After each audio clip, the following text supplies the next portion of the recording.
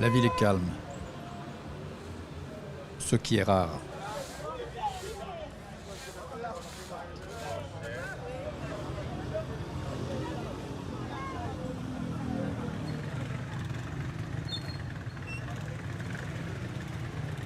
Lui, c'est Valdo, mon fixeur, mon assistant. Avec lui, nous cherchons un enfant.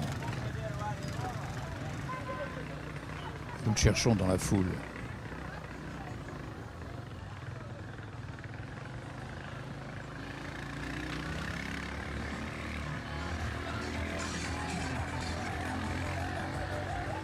J'ai une photo tirée d'un film et quelques adresses où j'espère le retrouver.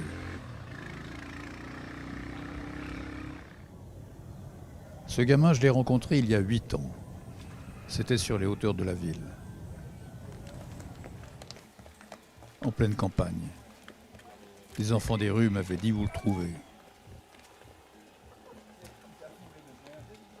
Il habitait dans une maison presque neuve, offerte par une ONG du nord de l'Europe. Il s'appelait Judelay, avait 13 ans et un pied tordu qui lui gâchait la vie.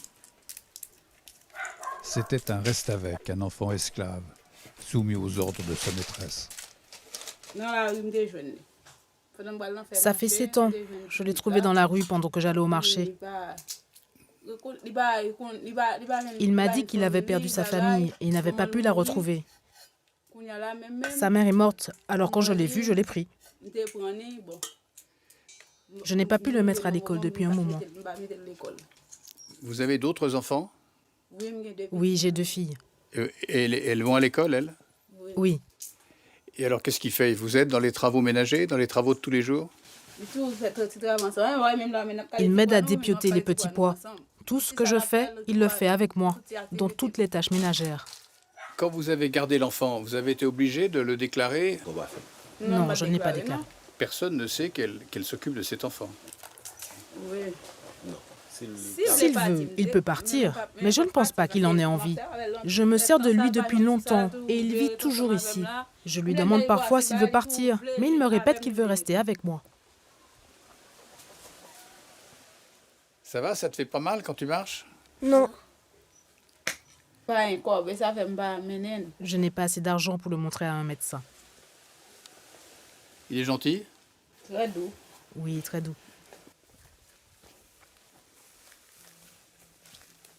J'ai demandé au petit garçon de s'éloigner de la maison, loin de sa maîtresse, pour répondre à mes questions. je fais la vaisselle et je fais le ménage. Des fois, quand ma maîtresse n'est pas là, je vais chercher de l'eau tout seul. Ils te battent? Oui, elle me bat.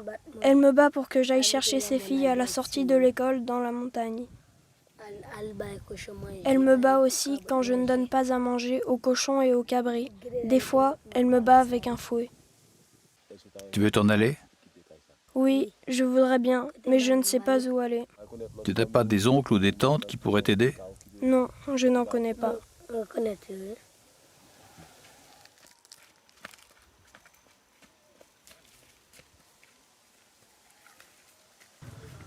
6 ans après, malgré la présence des gangs criminels qui compliquent tout à Haïti, nous l'avons finalement retrouvé. Avant même de le rencontrer, Valdo lui a demandé de se rendre dans un hôpital de Carrefour, une ville de la banlieue de Port-au-Prince, le seul qui pouvait le recevoir. Nous voulions trouver un moyen de le faire soigner. C'est là que je l'ai revu pour la première fois. Le voici en jaune, accompagné par un cousin. D'abord, il ne semble pas ému ni même intéressé par notre présence, mais c'est bien lui. Nous avons rendez-vous avec le docteur Scott, à l'Amérique, qui dirige cet hôpital.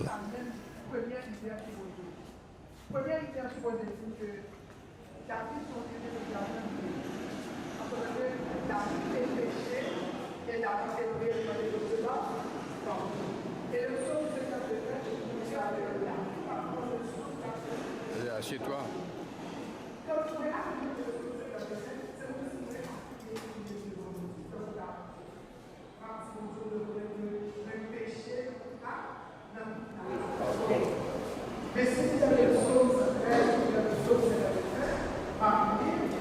Jamais opéré? Jamais fait opération?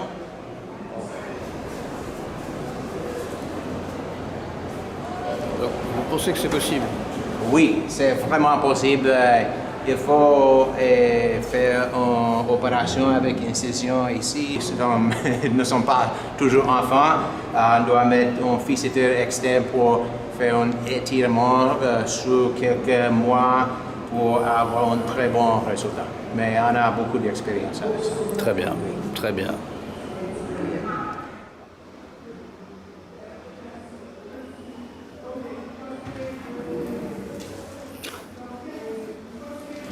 C'est enfant avec les pieds.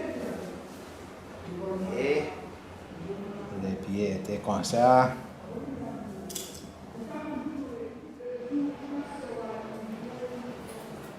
Maintenant, les pieds comme ça.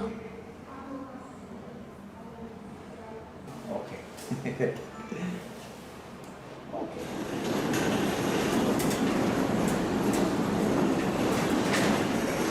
On reçoit membres de gang, les victimes de gang, et c'est une situation délicate. Mais c'est bon que la gang qui est auprès de nous sont moins méchants que les autres gangs et nous protègent un peu, je pense. Je ne sais pas. L'hôpital ne paye pas les gangs pour être tranquille. Est-ce que Non. vous versez de l'argent aux gangs? Non, jamais versé l'argent à gang. Ils ont demandé de temps en temps, mais on doit refuser parce que ça, c'est une situation très dangereuse et délicate. L'opération est donc possible. Reste à en prendre la décision. Elle se fera à l'hôpital adventiste, un lieu de soins organisé et dirigé par une secte protestante. Quant à Judeley, avant qu'il ne soit opéré, il doit nous donner son accord définitif. Il est toujours nonchalant, comme absent. Les Haïtiens disent, les anciens restent avec comme lui, qu'ils sont zombifiés et ne portent plus d'intérêt à rien.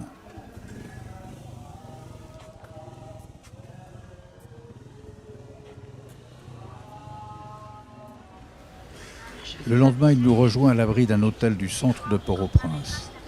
Et je lui montre tout d'abord le film que je lui avais consacré. Il s'est sauvé de chez Fabiana?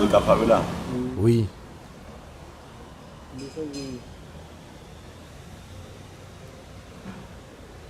Je me suis sauvé et je suis allé tout près de chez elle.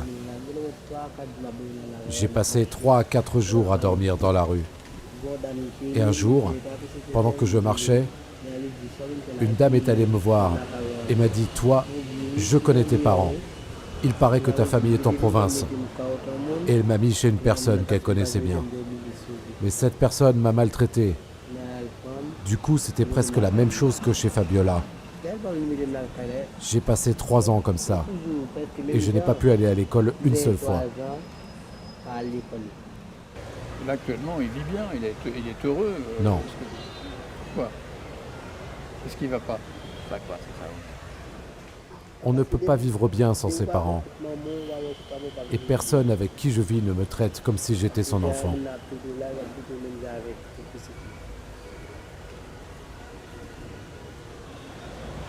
Décision est prise de tenter l'opération.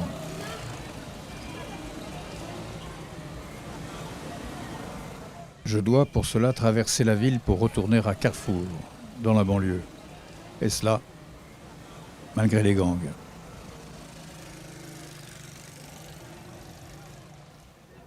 Les gangs. Il y en a 300 qui mettent Haïti à feu et à sang depuis 3 ans. À Port-au-Prince, une trentaine de groupes armés. Ici, celui de Barbecue, l'un des chefs les plus puissants, dicte leurs lois.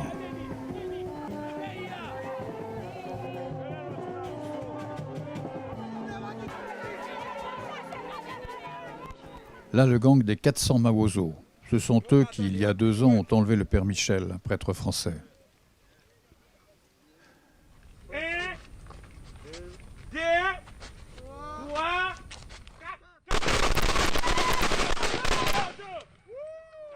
Tous sont responsables de centaines de meurtres de meurtres et de kidnapping.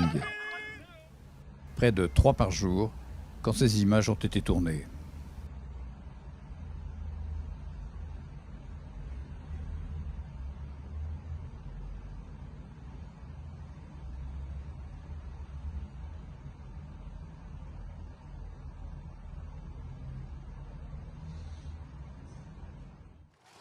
Se rendre à Carrefour n'est pas simple. Il faut éviter 2 barrages de gangs autour d'un quartier particulièrement dangereux, Martissan, et donc passer par la montagne. 3 heures de moto sur des chemins difficiles.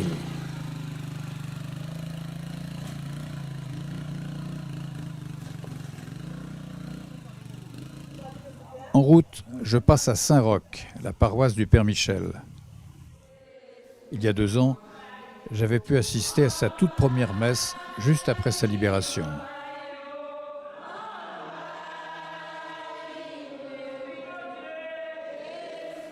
Un moment rare, joyeux, où tout semblait possible.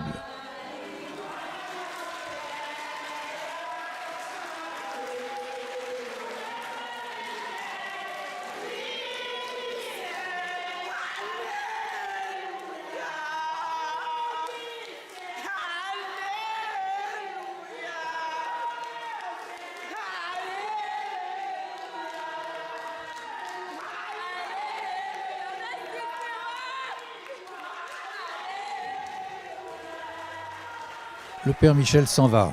Il rentre en Bretagne, d'où il vient. Tout a changé, même ici, dans son village. Les gangs, encore eux. Ils raquettent tous les chauffeurs qui passent, camions, véhicules privés et motos. Et leur seul objectif, c'est de faire de l'argent pour pouvoir acheter des armes et munitions. Mais ce sont des jeunes du pays, vous les connaissiez ? Non, ils me connaissent plus facilement que moi je puisse les connaître, mais c'est les gens de Carrefour, d'en bas, des jeunes d'en bas. C'est le village qui est à 5-6 km d'ici. Oui, tout à fait. Mais il y a déjà eu des décès, des meurtres, des fusillades, non, où c'est resté très, très calme. Alors il y a eu 2 actions, il y a eu un crime, mais le papa et sa fille de 12 ans, qui ont été tués. Et puis il y a eu un second fait, c'est kidnapping. Il y a 2 mois, il y a eu 5 personnes qui ont été kidnappées dans le même jour.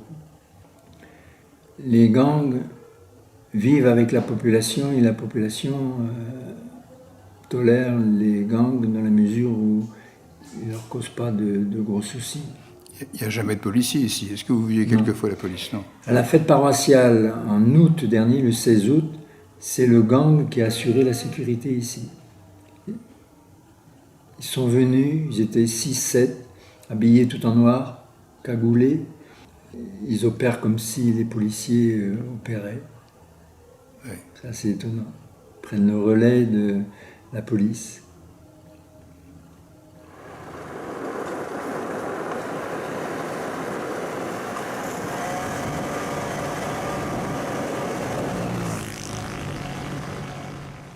L'opération aura lieu demain.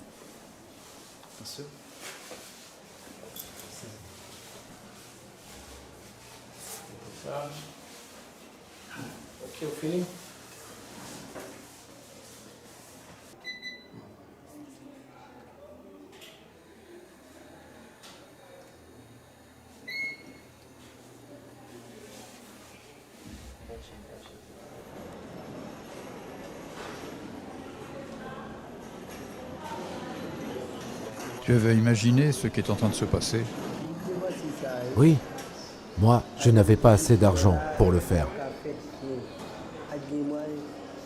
Tu te rends compte que ta vie va être différente. Oui.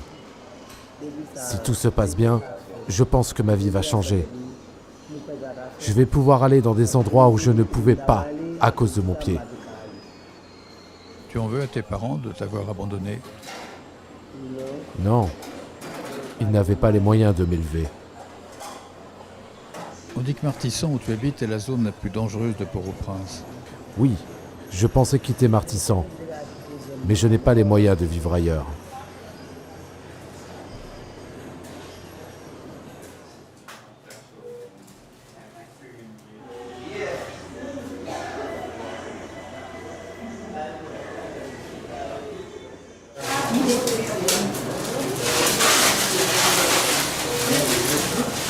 Non, je suis pas normalement.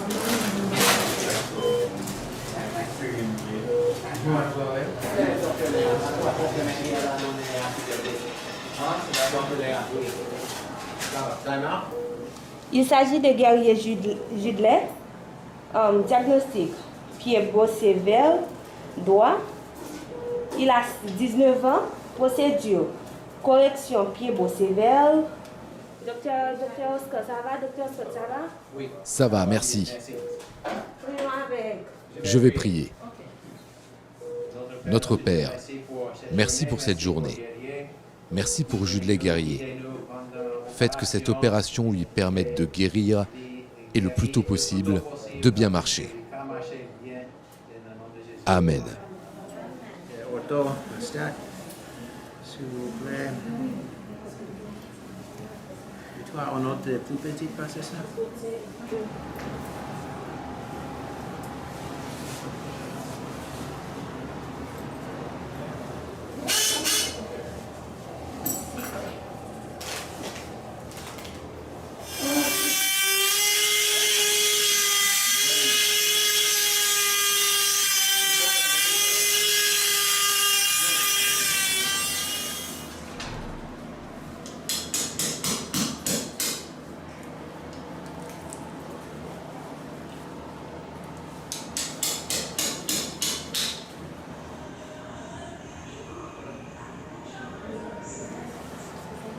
Le pied, les ostéotomies fermées, et c'est un chien qui empêche la correction complète. Mais c'est... Oui, on ne va pas toucher ici parce que peut-être la fascia plantaire, tu peux sentir ça, on peut faire notre ok. Pas plier, il faut faire une reposition.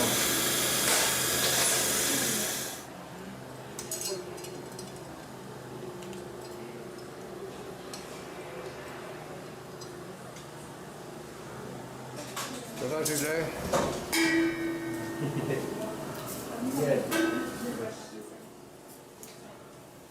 Dans quelques semaines, le docteur enlèvera ses cercles d'acier. Judley, si tout va bien, pourra reposer le pied par terre.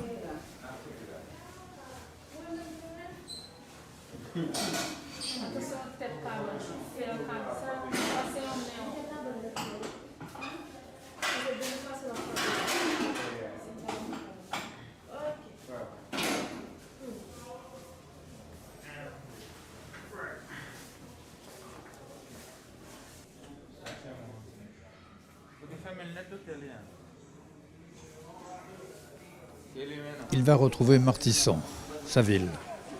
C'est là qu'a été tournée cette vidéo quelques jours auparavant. Des enfants y apparaissent au milieu des plus enragés des tueurs. Je suis le futur chef de gang. Et tu tiens quoi là? Ça, c'est un fusil d'assaut, un M4. La police donne des chars à nos ennemis pour se battre contre nous.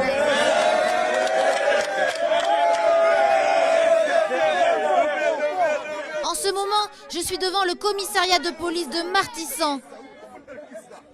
Et si vous venez, on vous brûle, vous et vos chars. Judley, comme 35% des jeunes Haïtiens, n'a pas de travail. Reste, pour ceux qui viennent de la rue comme lui, ou pour des reste-avec en fuite ou abandonnés, quelques associations, comme celle du père Luxon. C'est lui, au volant.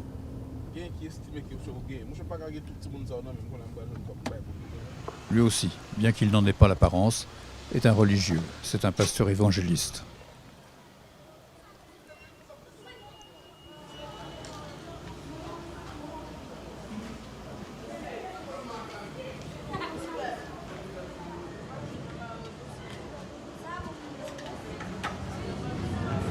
Il y a environ 70 enfants ici. Je les ai trouvés dans la rue ou dans un rond-point proche de l'aéroport. Il y en avait qui lavaient les voitures, d'autres qui brûlaient des pneus pour les gangs. Il y en a qui mendiaient aussi. Et certains constatent combien la vie a changé pour les enfants des rues qui se sont réfugiés chez moi. Ceux-là ont fait l'effort pour me trouver et changer de vie. Et qui finance tout cela? Je n'ai pas d'organisation derrière moi, ni d'aide de l'État. Nous avons seulement la confiance des Haïtiens qui vivent à l'étranger. Il y en a qui envoient 20 ou 30 dollars, parfois plus, et c'est avec cela qu'on a pu acheter le terrain et aussi construire l'école. Le père Luxon a des méthodes de marketing modernes qu'il applique avec succès. Il diffuse volontiers son image, présente sur les murs de l'école, distribue des t-shirts marqués au nom de son organisation. Son marché est large. Il y aurait en Haïti près de 400 000 enfants en semi-esclavage ou abandonnés. Tu es ici depuis quand? Depuis 2 ans. Où étais-tu avant? J'étais chez une tante. Mais elle me maltraitait. Elle me battait avec un bâton, avec des câbles électriques. Alors je me suis sauvé. J'ai entendu parler de la fondation du père Luxon.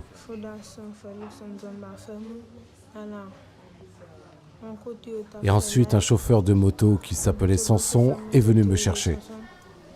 Il m'a amené jusqu'au rond-point de l'aéroport où m'attendait le père Luxon.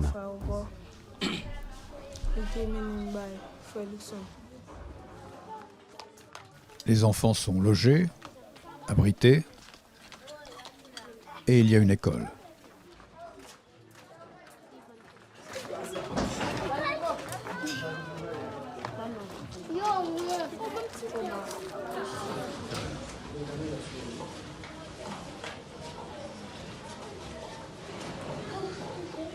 Quand mon père est mort, j'ai dû aller chez ma mère. Puis ma mère est morte, alors j'ai dû aller chez une dame. Et ça s'est bien passé avec toi? Non, elle me faisait du mal et j'ai dû me sauver pour venir ici chez le père Luxon. Et elle ne me mettait jamais à l'école et je faisais tout à la maison. Et elle ne me donnait à manger que quand elle le voulait.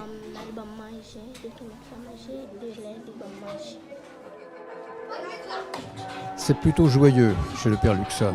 Il faut que les enfants aient envie de rester, qu'ils ne rejoignent pas les gangs, comme tant d'autres.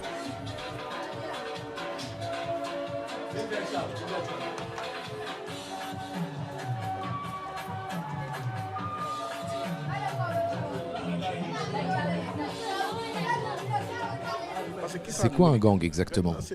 Quand les enfants grandissent sans assistance parentale, il y aura un moment dans leur vie où ils n'auront pas d'autre choix. Si quelqu'un fait partie d'un gang, ça a commencé alors qu'il était tout petit. Si tu vois des enfants laver les carreaux des voitures, c'est qu'ils sont déjà entrés dans un gang.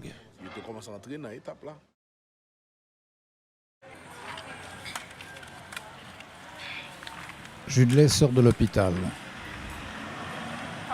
Dans 2 mois, son pied sera libre et droit.